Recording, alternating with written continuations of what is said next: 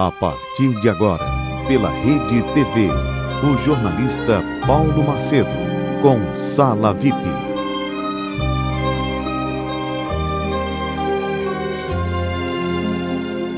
Boa noite, senhoras e senhores telespectadores, meus amigos, minhas amigas.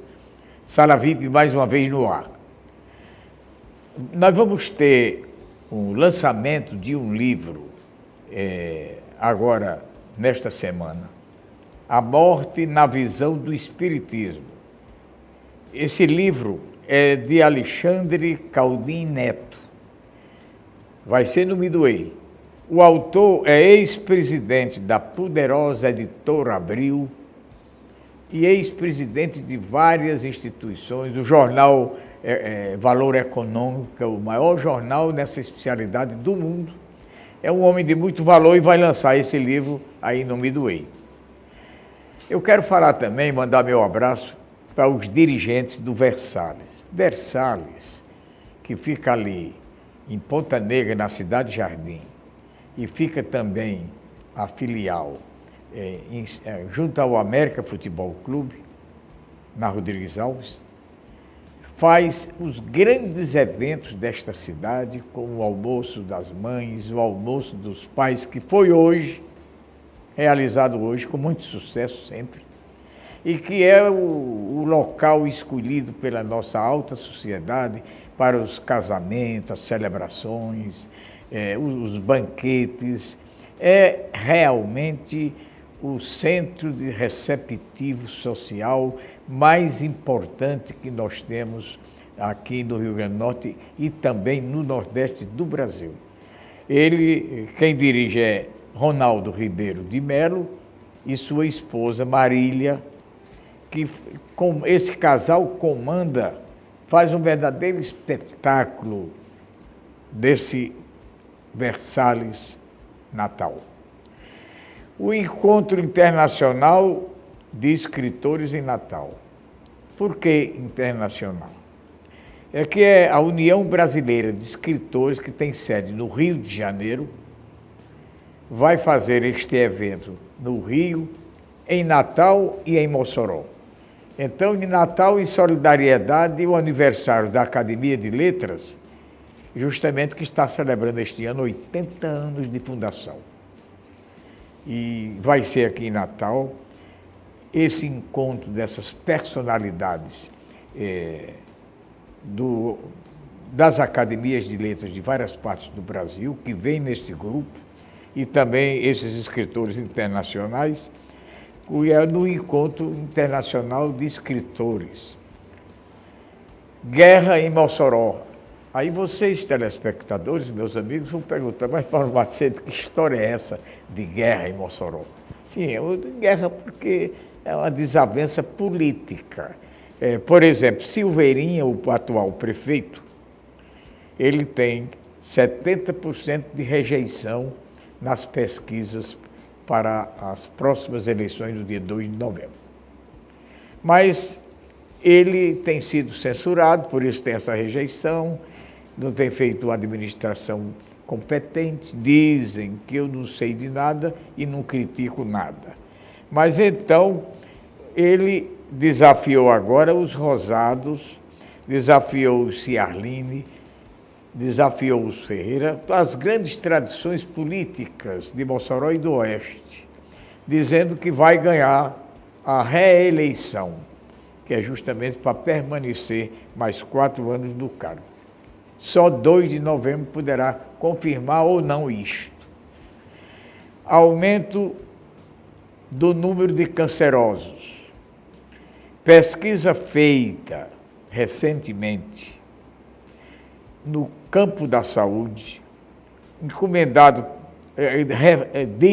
confessa, afirma que no setor do Sistema Único de Saúde, que a gente conhece como SUS, que o aumento de pessoas se tratando de câncer aumentou na ordem de 50% nos últimos 3 anos.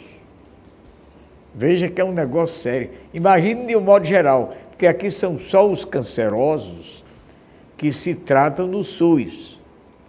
Mas, de um modo geral, então, isso deve ter aumentado muito mais. E quem afirma isso, numa conferência que aconteceu anteontem, foi o próprio ministro da Saúde, Ricardo Barros. Diminuição de verbas. Os dirigentes das 63 universidades federais que tem o Brasil estão gritando porque o governo federal já anunciou que vai, para 2017, diminuir 50% das verbas para investimentos e para manutenção de convênios. A própria reitora da Universidade Federal do Rio Grande do Norte, que é presidente da associação das demais universidades federais, dessa associação, ela confirma que isto é verdade, que é justamente a reitora Ângela Paiva. Vai ser uma dificuldade muito grande, vai diminuir o número de cadeiras e de lugares e de assentos para novos estudantes. O juiz federal Ivan Lira de Carvalho, que é do Rio Grande do Norte, atualmente em Recife, em longa temporada, respondendo pela função de desembargador federal na região federal sediada em Recife, ele vai receber na próxima sexta-feira o título de cidadão honorário do Rio Grande do Norte, concedido pela Assembleia Legislativa. A última notícia para o programa de hoje. Faróis acesos, obrigados por uma lei recente aprovada no Brasil, lei federal, que o telespectador Antônio Mascarenhas, de Mossoró, ele me manda um e-mail dizendo: mas Paulo Macedo, como é que se cria uma lei obrigando todos os carros durante o dia permanecer de luz acesa? Será que o motorista de dia não enxerga outro carro, que a lei foi feita para isso, para que não haja abalroamento? Se ele não tem capacidade de enxergar um outro carro, é porque ele não pode dirigir carro. Para que acender? Agora, quem lucrou? Os donos, fabricantes de bateria. Só em Natal liquidaram com cerca de 700 baterias. Então, um prejuízo enorme para os donos do carro, porque o carro não resiste, a bateria não resiste passar o dia todo rodando a luz acesa. Esta é a notícia que eu tinha para o programa de hoje. Eu tenho o prazer de trazer à sala VIP hoje uma pessoa que é referência em medicina esportiva do nosso país, que é Roberto Vital. Muito conhecido em Natal e no Rio Grande do Norte, do Nordeste e em várias partes do país, e que anda muito no exterior, pelo seu trabalho valioso, pela sua perseverança, pelo seu conhecimento profundo, médico ortopedista, conhecido no mundo esportivo demais no estado, porque ele esteve como dirigente médico do Alecrim, continua no ABC e se notabilizou em participar de muitas Olimpíadas, exatamente na sua profissão, de corrigir aquelas coisas que acontecem, lamentavelmente, com os atletas, com os desportistas, com os jogadores, fisicamente.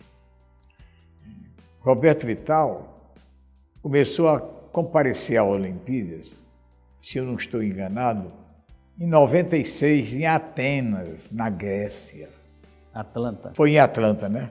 Foi a primeira vez? Primeira vez. Mas foi também em Atenas, não? Também em Atenas, 2004. 2004. 2004. Sim, mas 96 foi... Atenas, na sequência Sydney, 2004 em Atenas, 2008 Pequim, 2012 Londres e 2016 Rio, que é o próximo mês. Que agora você está indo para lá.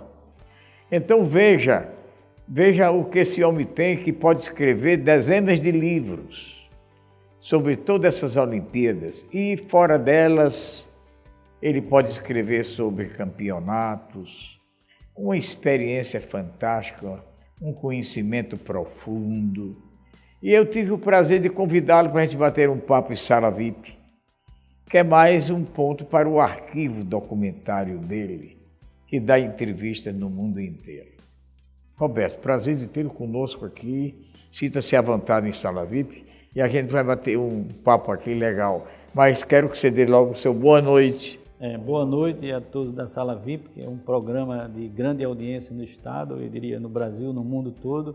Agradecer o convite feito por você, Paulo, e já lhe admirava há muito tempo, né? Muito obrigado. Não só a sua coluna desde o Diário de Natal e outros, entre nas outras TV que também que você trabalhou e continua dando seguimento.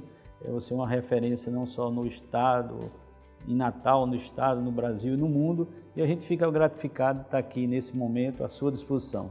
Você que é reconhecido pelos comitês, pelos clubes esportivos, por tudo, coordenador médico, você sente-se bem em exercer essa tarefa? Olha, eu diria o seguinte, eu fazer como o outro, se tivesse que voltar a fazer tudo, faria tudo de novo, né? A gente faz o que gosta, né? A área de medicina do esporte e a área da fisiatria, e principalmente aí lidando, né, com os atletas paralímpicos, ou seja, atletas com alguma deficiência intelectual, física ou visual, e a gratificação não tem dinheiro que pague, né? Porque você vê uma pessoa que poderia ser um coitadinho que estivesse dentro da sua casa, de uma hora para outra vai virar uma pessoa referência no mundo. Vamos dar um exemplo bem típico aqui que nós temos em Natal, o Clodoaldo Silva, né, que saiu de Mãe Luísa para ser o melhor atleta paralímpico do mundo, né? Então, isso é gratificante. E você vê um lema que eles têm: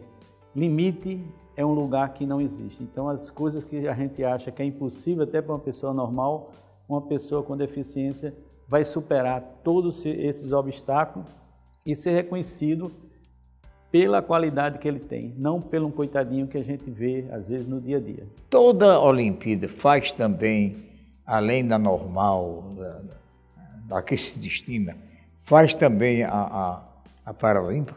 A história do Paralímpico, né, principalmente depois da Segunda Grande Guerra Mundial, o Dr. Gutmann, né, um médico austríaco, né, que saiu fugindo da Alemanha e foi para a Inglaterra, fundou um centro de reabilitação para os grandes lesados, somente lesado raquimedular, amputado, e ele começou a introduzir dentro da reabilitação, dentro daquele sistema de fisioterapia, a parte do esporte, e viu que com aquela medida que ele tomou, que os atletas, aqueles pacientes, não eram atletas inicialmente, tinham vamos dizer assim, uma recuperação bem melhor do que os que não faziam esporte.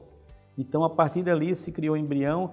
Em 48, 50, ele fez os primeiros jogos internos. Eu peço agora a atenção do telespectador para um minuto dos nossos comerciais, mas eu volto já e continuo essa entrevista que eu reputo formidável com Roberto Vital.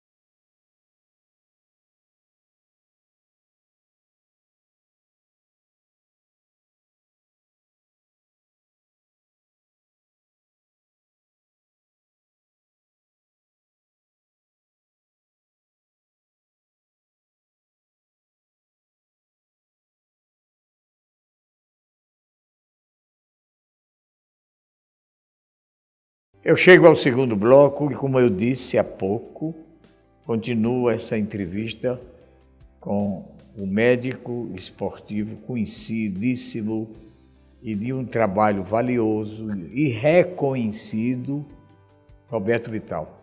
Roberto, me diga uma coisa, dizem, não as pessoas profundamente conhecedoras desse movimento esportivo, futebolístico, ou que seja qualquer outra modalidade esportiva, dizem que o jogador de futebol, ele não passa dos 40 ou 50 anos normal na vida social, na vida cotidiana, porque o que ele sofreu com pancadas, com fraturas, essa coisa toda que a gente às vezes testemunha com tanta, lamentando tanto vendo jogador de propósito, como, eu acho que você deve estar lembrada no caso desse nosso jogador principal, né? No Nacional. Neymar, que não sei onde foi o jogo, deram uma pancada nele, que ele saiu de campo na mesma hora, lembra?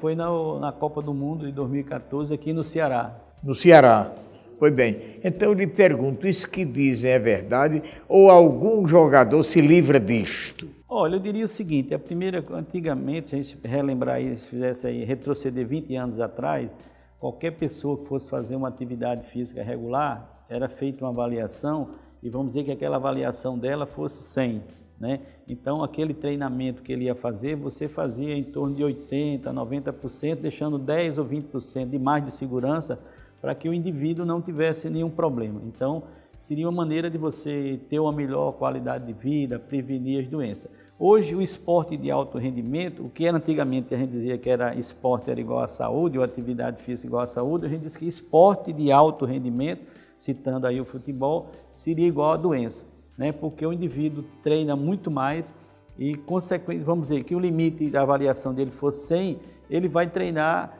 a 120, 130, 150, senão ele não ganha. Então, se for um corredor, hoje a gente vê um etíope que bateu o recorde mundial, que estava há quantos anos sem ter batido, então ela tem que treinar muito mais, senão ela não vai ganhar. Então, o esporte hoje, muitas vezes você vai ter o risco, os acidentes da atividade que você exerce, da profissão. Então, os acidentes do esporte, como tem os acidentes de trabalho, qualquer profissão que você exerça. Então, consequentemente, a sobrevida dessas pessoas que fazem esporte de alto rendimento, algumas mais do que outras, às vezes é 8, 10 anos. Então você vê, por exemplo, o Bolt, né, o atleta mais famoso que a gente tem nessas Olimpíadas. A sobrevida dele seria aí dois ciclos de Olimpíada, no máximo 3. Então provavelmente agora no Rio, é o terceiro ciclo dele, ele vai parar. Então se você contar, seria o 12. Quem é esse? Bolt, ele vai para a terceira para a Olimpíada dele. Então provavelmente ele tem uma duração aí em termos de qualidade para competir, para ganhar, pequena, porque ele está sujeito a ter desde as lesões músculo-tendínea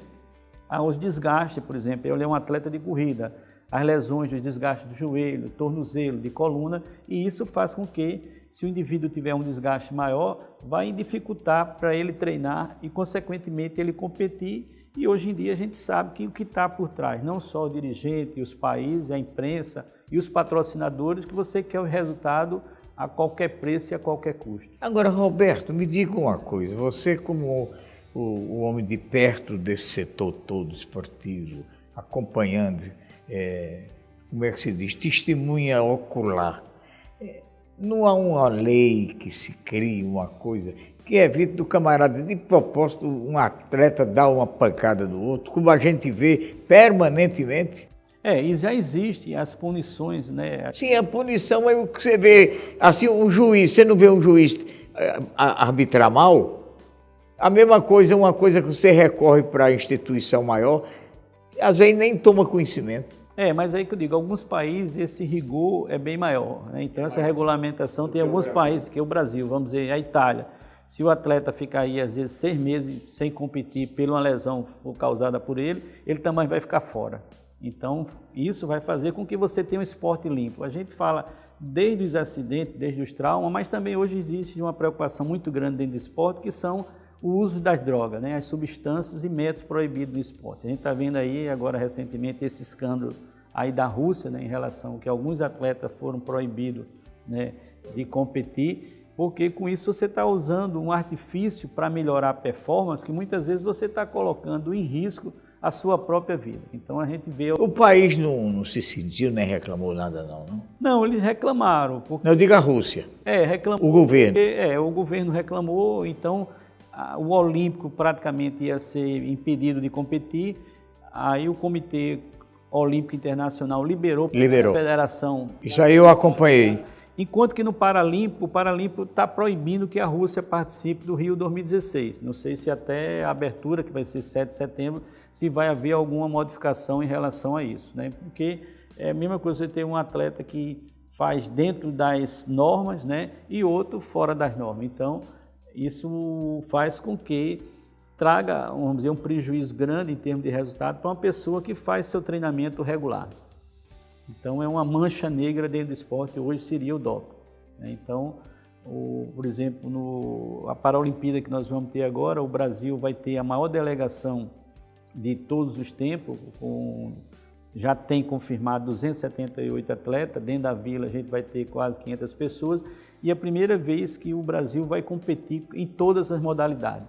E como legado, né, desses Jogos Paralímpicos aqui para o Brasil, foi construído lá em São Paulo, ali vizinho ao Centro de Convenções Imigrantes, que o senhor conhece bem, ali na nascente do Ipiranga, o maior centro paralímpico, um dos melhores do mundo, que dentro dele você vai ter capacidade de treinar ou fazer competições em 15 modalidades. Então você veja que o Brasil vai ter agora 22 modalidades no Paralímpico, nessa Paralimpíada Rio 2016, e esse Centro Paralímpico, né, que foi construído lá na nascente do Ipiranga, ele vai ter capacidade de abrigar 15 modalidades. E a partir do dia 21 agora de agosto, vai ter essa aclimatação lá em São Paulo, com as modalidades. Algumas modalidades vão treinar no Rio, outras fora do país, para que a partir de 1º de setembro venha a entrar na vila lá no Rio de Janeiro. Então é o maior legado que nós vamos ter, justamente com o presidente do Comitê Paralímpico Brasileiro, o André Passo,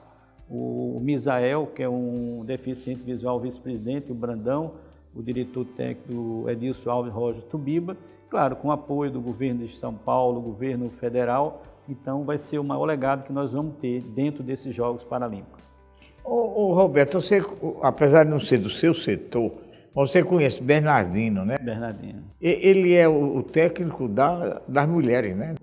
Do vôlei. Não, o Bernardino é técnico do masculino. Do masculino. Masculino. Pois bem, hoje houve uma exibição, não houve? O Brasil. Ele perdeu a calma, perdeu a paciência, com a péssima arbitragem, mas pavorosa, segundo os comentaristas nas televisões, e ele esbravejou, e como é que um cara desse é juiz? Então deve ter sido um caso grave. Eu já peguei o final, ele gritando. Que esse for do feminino é o Zé Roberto, eu não vi o... Foi o Bernardino, o nome dizia. Que o Bernardino é o técnico, nós perdemos, né, na realidade, ontem até para os Estados Unidos, que é uma equipe muito forte. O Brasil já tinha ganho 2 jogos, né, no voleibol masculino, ainda tem chance de ir para frente, e perdeu esse jogo para os Estados Unidos. Então, você vê em recurso de arbitragem, eu me lembro que teve 2 lances lá, que os Estados Unidos pediu, né, para rever o lance e perdeu, e o Brasil pediu e ganhou o lance, né? Então, hoje você tem esses recursos da televisão que vão ajudar a dirimir algumas dúvidas em termos de arbitragem, que às vezes existe, muito erro de arbitragem grosseiro que a gente pudesse falar. Roberto, você vê o seguinte, nós tivemos nessas Olimpíadas do Brasil, hora em realização, uma coisa eu estranhei bastante. A população criticou muito o fato da hora difícil que vive a economia e a sociedade brasileira. Crise política, crise social, crise econômica, 3 crises juntas, uma em cima da outra. Bom, mas fez as Olimpíadas. Aí dizia que não achava que não devia fazer. Mas estão saindo maravilhosamente bem. Mas uma coisa eu não entendo bem é o fato do Brasil, que luta tanto por esporte. Eu sei que os governantes não apoiam muito os esportes e a cultura. Eu sou do setor de cultura, sou escritor, sou presidente, neste momento sou presidente da Academia de Letras do Estado do Rio Grande do Norte, então eu sei que a cultura não tem apoio, e muito mais não tem apoio os esportes. Mas o Brasil só tem até aqui uma medalha de ouro. O esporte, você vê aí uma contradição, mas, por exemplo, no caso do Paralímpico, né, em Londres nós somos o 7º lugar do mundo, né? E o presidente, numa meta muito ousada que ele traçou, visando o Rio 2016, o objetivo nosso é tentar chegar em 5º lugar, né, do mundo. Então, você diz agora que está no 6º. Está no 6º, entendeu? Então é um objetivo. Nós somos 7. Foi 7 em Londres? O Paralímpico, eu não estou falando do Olímpico. E do Olímpico? O Olímpico está em 6º. Não, o Olímpico atualmente ele está em 6º? 9º ou 20º lugar. Ele tem 3 medalhas, uma de ouro, uma de prata e uma de bronze. Ganhou, acho que uma outra medalha agora à tarde no boxe, se eu não me engano. Eu vi. Então, eu vi. Não sei a colocação, mas ele estava logo... Foi muito elogiado o camarada. Mas quase não consegue. Então, apesar de essas crises que a gente está tendo, com a lei advinda da lei, não sei se você lembra, a lei Agnello Piva, que foi feita em 99, 2000, em que 12% das loterias, né, ficam 85% para o Olímpico e 15% para o Paralímpico. Já houve uma mudança no ano passado, aumentou-se esse percentual para o Paralímpico. Então, tem feito com que dê para se fazer alguma coisa. É como o senhor diz, é uma verba relativamente boa, mas a dimensão que se tomou hoje, a prática do esporte de alto rendimento, sempre é pouco, né? Então, precisa sempre ter uma ajuda do governo federal, principalmente. Agora eu vou lhe fazer a última pergunta, quero que você seja rápido, porque é importante para o meu interesse jornalístico. Você é reconhecido aqui muito do Estado e reconhecido nacionalmente nessa sua posição. Você se sente regozijado com isso? Olha, a gente é que eu digo, a gente faz o que gosta, né? E a gente ser reconhecido em todos os locais que você vai, como você bem falou, na própria cidade, no estado, né? No Brasil e no mundo, é muito gratificante. A gente sair de Natal para o mundo, como o senhor bem falou, saiu do Ceará para o mundo, é uma coisa que gratifica muita gente, e a gente tem o apoio aí da família, meu pai, Henrique Vital, Maria de Deus Vital, que é minha mãe, né, da minha esposa Solange, dos filhos, eu tenho 2 filhos, um até terminou medicina, Roberto Bezerra Vital, e tenho o Renan Vital. Então, o apoio da família, o apoio dos profissionais fizeram com que a gente tivesse isso. Por exemplo, eu iniciei com o professor Metterlink, hoje a universidade com a professora Ângela Paiva, né, que dá um apoio também muito grande nessa área. Sem dúvida. Muito obrigado por ter vindo à Sala VIP. Boa noite, e agradecer e me coloco à disposição a qualquer outro momento, né? Senhoras e senhores telespectadores, obrigado pela audiência para o nosso programa às 18 horas de todos os domingos, aqui nessa abençoada por Deus rede de televisão.